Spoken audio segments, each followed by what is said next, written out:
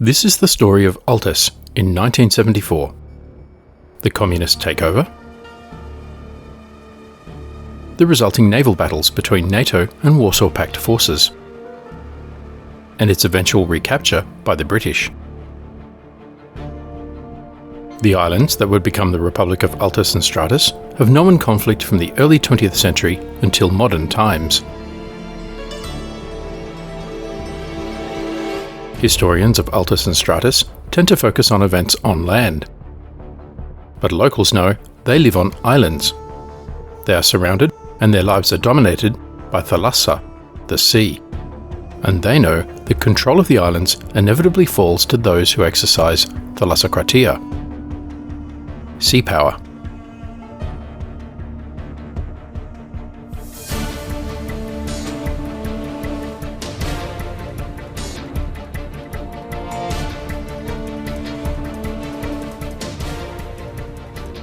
A tactical mistake causes an international incident, and matters start to get out of hand.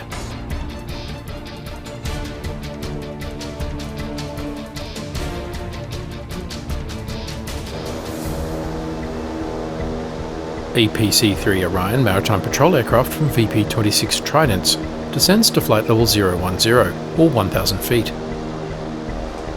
The aircraft is south of the small Aegean island of Stratis, and is looking for evidence of Soviet warships, reported to have transited the Turkish Straits the previous day. A clear treaty violation.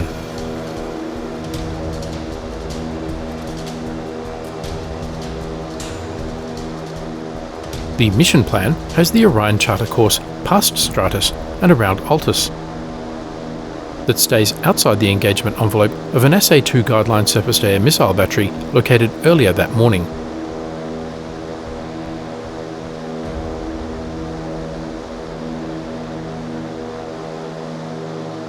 The sensor operators scan the small island.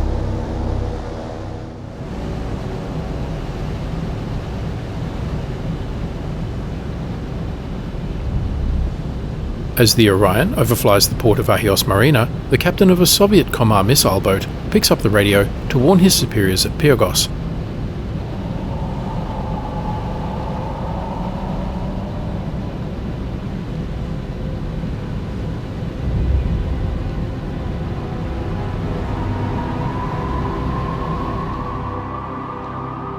(13:19 hours local time, 19 August 1974. Larnaca Airfield, on the island of Cyprus. Later in 1974, with the Turkish invasion of Cyprus resulting in the closure of Nicosia International Airport, this airfield will be converted to a civilian airport. But for now, it is a British military airfield in the Dhekelia Eastern Sovereign Base area, located near the Larnaca Salt Lake. As the Orion continues on patrol, a passenger plane prepares to leave Larnaca Airfield. The aircraft is nearly at full capacity, with more than 250 Greek Cypriot refugees, mostly women and children, bound for Thessaloniki. And the flight is a charter from Pangaea Airlines, hired by a volunteer society at a discount rate.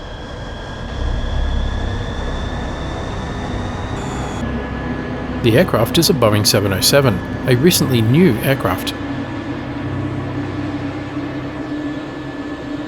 The flight crew consists of the captain, his co-pilot to the right, and a flight engineer in the jump seat behind. The engineer has a separate panel to monitor and control engine performance. The captain checks his instruments as the aircraft taxis to the runway.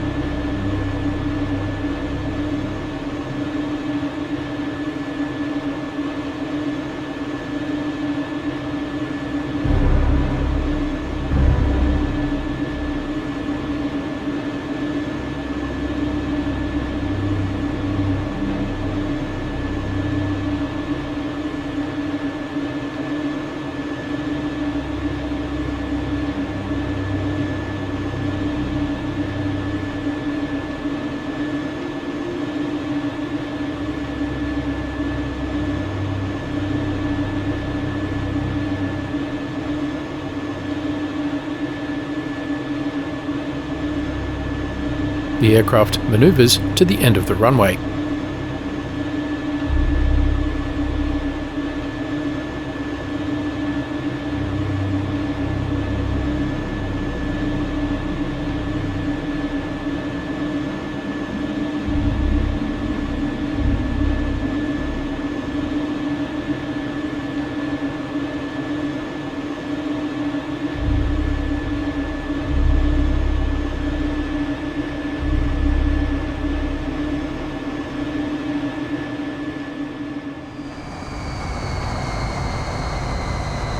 The aircraft is in position.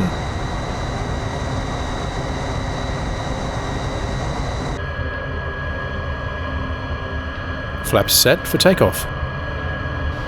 The captain checks the flaps indicator left of the 3 green landing gear lights. Brakes on. All systems nominal.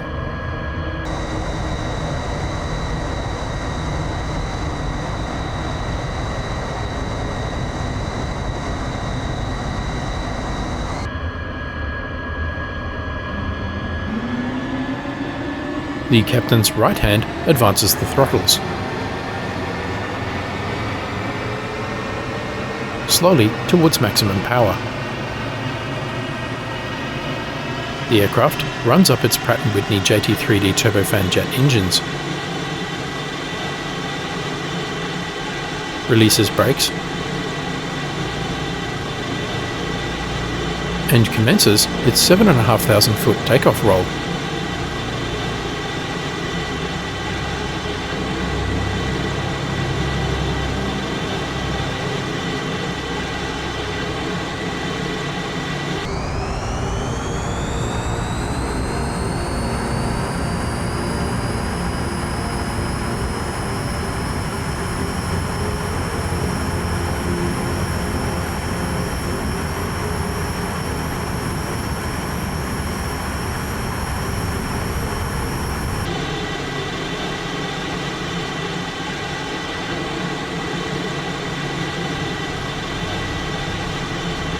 The co-pilot calls out the takeoff decision speed of 140 knots.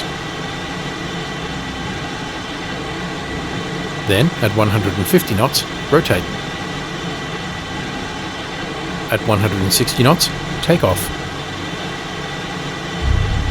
Retract gear, the green lights in the center of the instrument panel now red.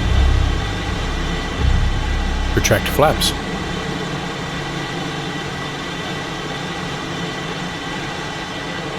And the aircraft climbs slowly to flight level 020.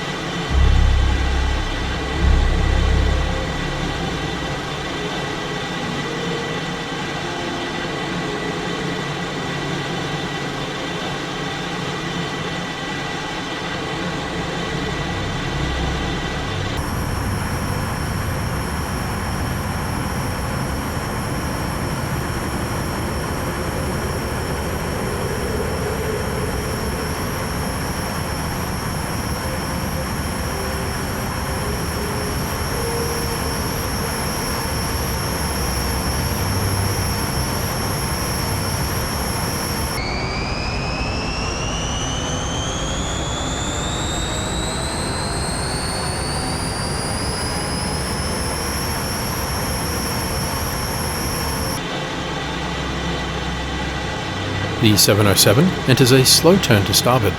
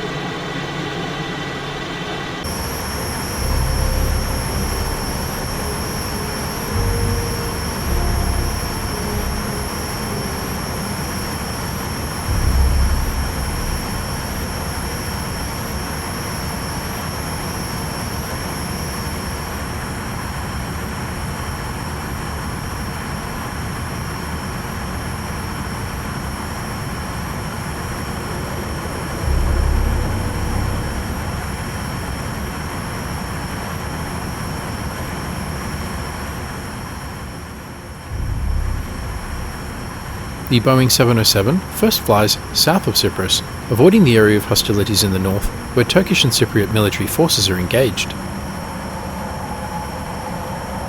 A starboard turn near RAF Akrotiri, and the aircraft will fly northwest in a gradual climb, past the island of Rhodes to the island of Ikaria. Then north, hugging the east coast of the Greek island of Chios off the west coast of Turkey. Then, at the island of Lesbos, around 12:30 hours Zulu time or 14:30 hours local time, turn northwest to Mikra Airport near Thessaloniki. The flight plan was properly filed with air traffic control in Cyprus. But no one noticed that the course will take them between the islands of Altis and Stratis.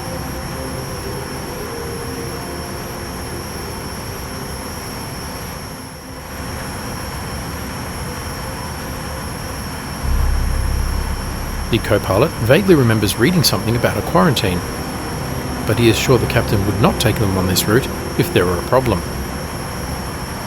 And, being a private charter flight, there is no airline operations centre to cross-check the flight path with the NOTAM. The notice to aviators, issued by NATO to warn aircraft not to enter the quarantine zone. With the Larnaca Salt Lake to starboard and the Larnaca airfield, the aircraft heads south in a gradual climb to flight level 030.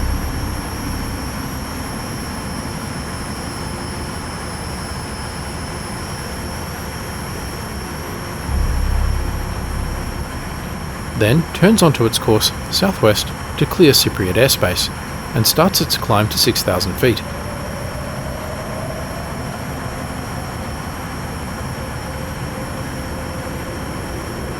The passengers are relieved to have escaped safe from the conflict on Cyprus.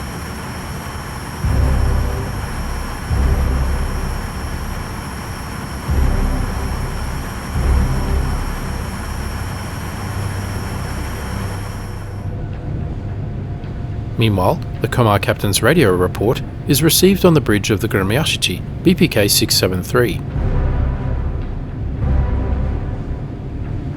The Cannon-class destroyer is back in Pyrgos Bay. She is the lead ship of OS-54, the Soviet amphibious task force of the 5th Mediterranean Squadron, and serving as the headquarters for all Soviet forces in the newly formed People's Republic of Altis and Stratis. In addition to Gremyashichi, the flotilla consists of a single T-43 class minesweeper, 2 Tapir class Bolshoi Desantny Korabel or BDK, NATO reporting name Alligator, and a merchant ship, the MV Friedrich Engels. The captain considers his orders from Vice Admiral Akimov on the Zhdanov.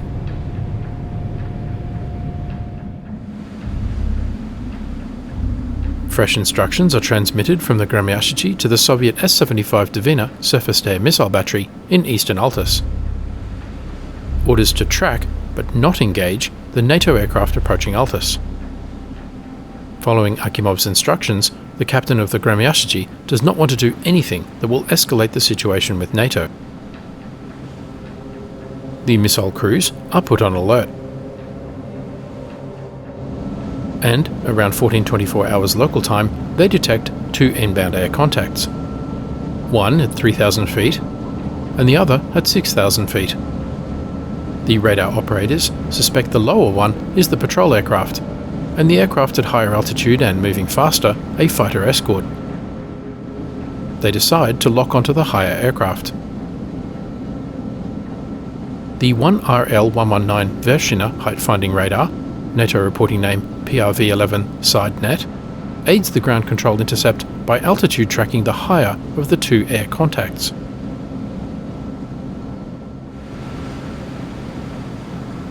As the P-12 NSA early warning radar, NATO reporting name Spoon Rest, slowly rotates, no one notices that one of the missiles has automatically gone into launch mode.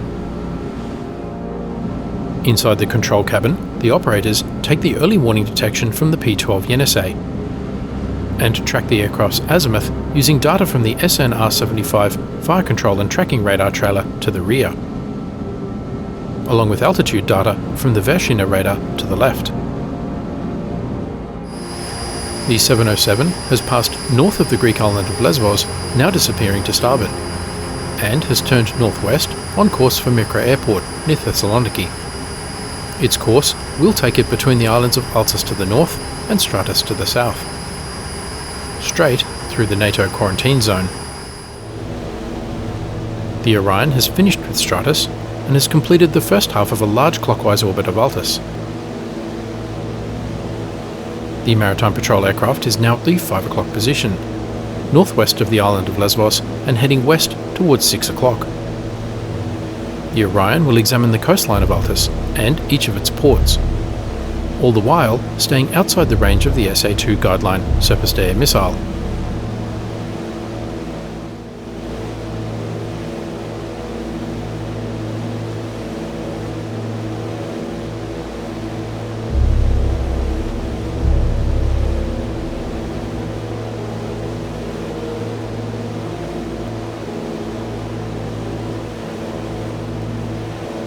As the Orion continues its patrol at flight level 030 to port at flight level 060 or 6,000 feet, the chartered Boeing 707 also flies west on an almost parallel but slightly converging course.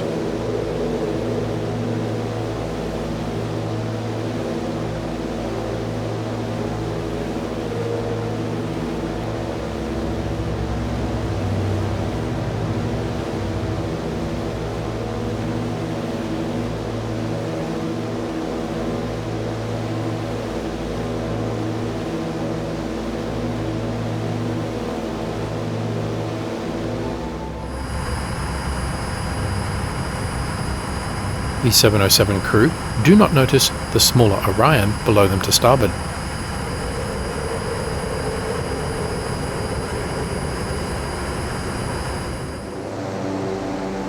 The radar operators on the Forrestal's E2C Hawkeye are tracking EM emissions from the air traffic control radar at Altis International Airport, and the SA-2 guideline surface-to-air missile site on eastern Altis.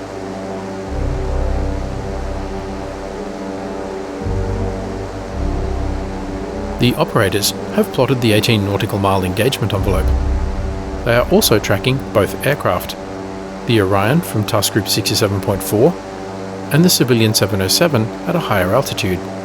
They notice the airliner enter the envelope. One of the Ravens passes a message to the flight deck requesting the pilot radio the 707 to warn it to change course, out of the quarantine zone. But their warning will be too late.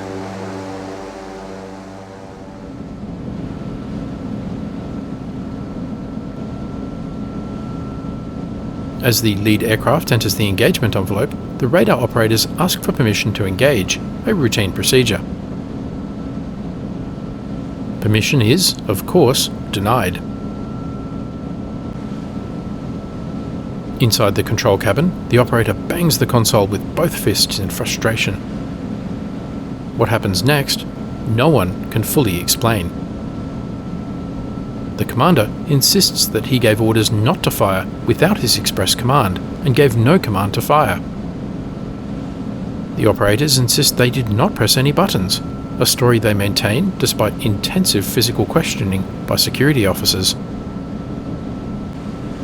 Engineers from Lavochkin tell the Soviet Board of Inquiry that it is impossible for the circuits to operate without the button being pressed.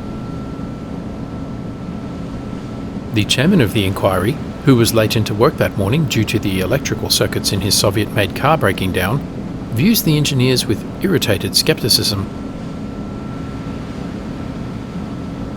And yet, for whatever reason, the firing mechanism does operate. And, automatically, an electrical signal travels from the firing mechanism through the firing circuits, down the cables, from the control cabin, to the launcher for the S-75 Dvina surface-to-air missile. Automatically, the missile's nose-mounted guidance assembly receives the target telemetry, and automatically, the missile's ignition system activates. The V-750 missile launches into the air. After 5 seconds boost, The solid fuel is expended and the booster falls away. The liquid fuel sustains the main engine burn for another 22 seconds. Automatically, radio control signals from the ground control station to the missile move steering fins just behind the nose cone, allowing the missile to change course to intercept the target. Then, with all fuel expended, the missile's engine automatically cuts out. And the missile continues on course at Mach 3 using kinetic energy. The missile nears its target, the civilian charter aircraft. And, automatically, the 195 kg internally grooved fragmentation high explosive warhead detonates.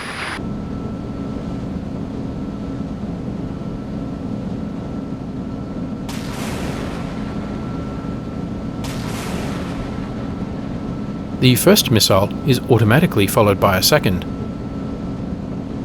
As the missiles launch, the radar operators look helplessly at the screen, paralysed with shock. The two missiles track down the east coast of Altis, straight towards the aircraft at 6,000 feet.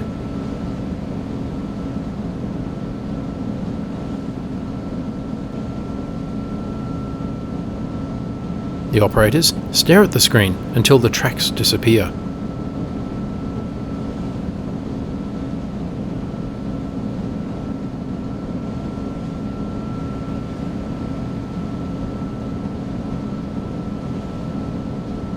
First, the missiles.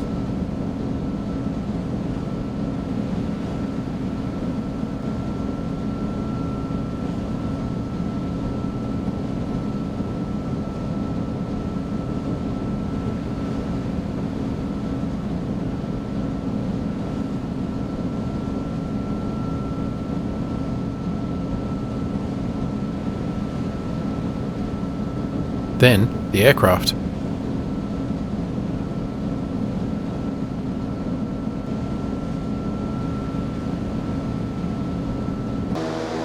The flight crew of the Orion witnessed the explosion out their starboard window.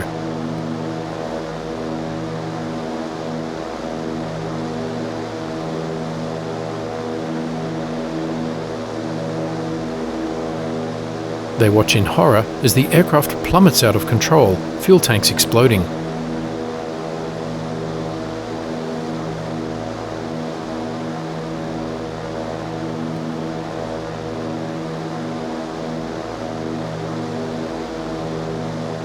Into the sea.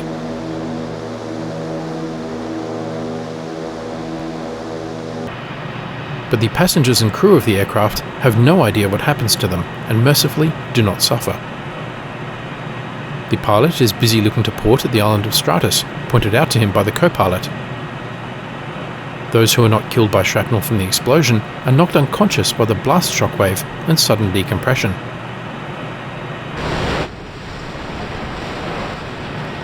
A piece of shrapnel pierces the right-hand cockpit window and kills the co-pilot instantly. The pilot is thrown around in his seat by the blast, his head striking the left side of the cockpit window. The impact causes a massive subdural hematoma, bleeding in his brain. He does not experience anything else.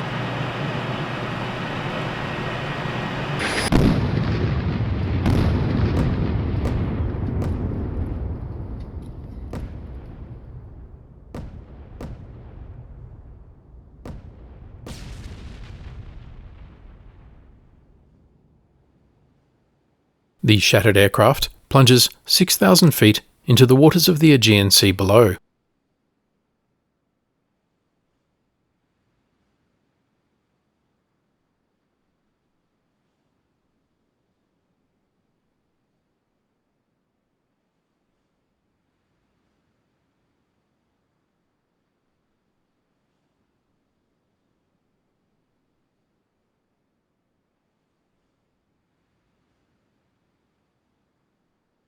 And so, at 14:27 hours local time, 19 August 1974, the tensions around Altis and Stratis officially become a threat to international peace and security.